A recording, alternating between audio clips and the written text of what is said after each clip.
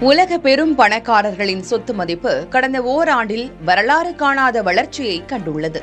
Forbes இதழ் வெளியிட்டுள்ள உலக பில்லியனர்கள் பட்டியலில் இதுவரை இல்லாத அளவாக 3428 நபர்கள் இடம்பெற்றுள்ளனர். இவர்களின் மொத்த சொத்து மதிப்பு $20 டிரில்லியன் உயர்ந்துள்ளது.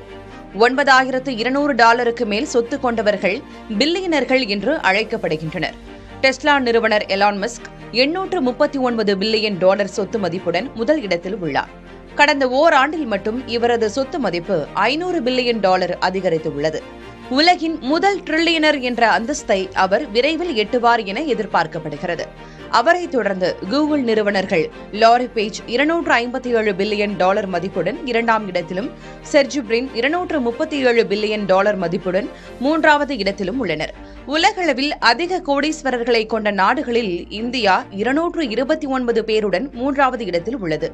முகேஷ் அம்பானி இந்தியா மற்றும் ஆசியாவின் முதல் நிலை பணக்காரராக தொடர்ந்து நீடிக்கிறார்.